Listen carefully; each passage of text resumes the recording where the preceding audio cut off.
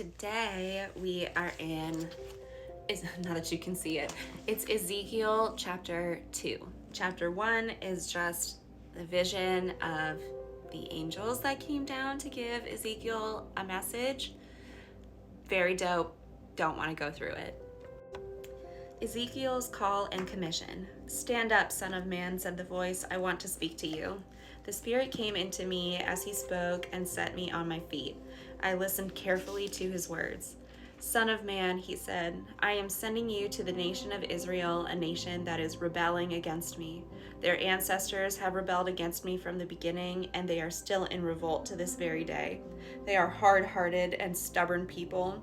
But I am sending you to them to say, 'This is what the sovereign Lord says,' and whether they listen or not, for remember, they are rebels, at least they will know they have had a prophet among them.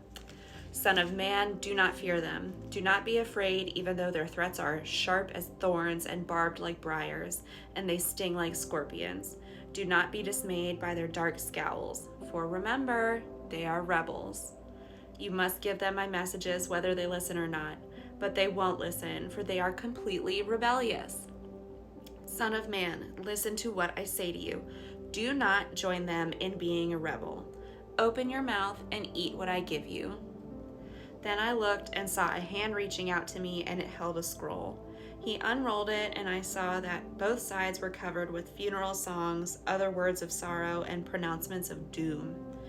Chapter 3. The voice said to me, "Son of man, eat what I am giving you. Eat this scroll. Then go and give its message to the people of Israel." So I opened my mouth, and he fed me the scroll. "Eat it all," he said. And when I ate it, it tasted as sweet as honey. Then he said, "Son of man, go to the people of Israel with my messages. I am not sending you to some foreign people whose language you cannot understand. No, I'm not sending you to people with strange and difficult speech. If I did, they would listen. I am sending you to the people of Israel, but they won't listen to you any more than they will listen to me. For the whole lot of them are hard-hearted and stubborn. But look, I have made you as hard and stubborn as they are. I have made you hard as a rock. So don't be afraid of them or fear their angry looks, even though they are such rebels." Then he added, "Son of man, let all my words sink deep into your own heart first. Listen to them carefully for yourself.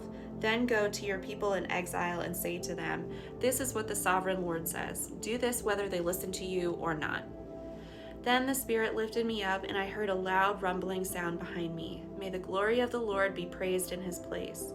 It was the sound of the wings of the living beings as they brushed against each other, and the rumbling of their wheels beneath them. The Spirit lifted me up and took me away. I went in bitterness and turmoil, but the Lord's hold on me was strong. I then came to the colony of Judean exiles in Tel Aviv, beside the Kibar River. I sat there among them for 7 days, overwhelmed. So hold on, we gotta digest.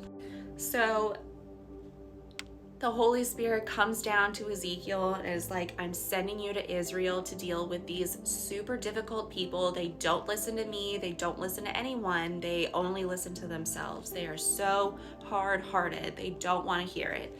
But I made you even more stubborn than they are. So don't care about what they have to say, what they're going to do. Don't care about their looks or the daggers they throw at you. Do not care. And then eat what I give you. Consume the things you are meant to consume. Do not look to other vices, whether it be fast food, alcohol, drugs, prepackaged, easy stuff. So when you eat what you're supposed to eat, when you consume what you're supposed to consume, it's going to be as sweet as honey." And Ezekiel, he's like, I don't want to do this. I don't want to go to Israel. I don't want to talk to these people. If they're more stubborn than me, girl, bye. I'm not interested. But he loved the Holy Spirit more than he didn't want to do his job. So, this is hitting home for me. And then he says, at the end of, or in the middle of chapter 3, right before this next story starts, I sat there among them for 7 days, overwhelmed. He spent a whole week being like, no, I don't want to do this. I mean, how freaking relatable is that? And this is Old Testament. I do not believe that everything in the Bible needs to be taken exactly as it said. Obviously, that's why I'm doing this. That's why I'm trying to break it down for myself so my human brain can understand the messages behind it.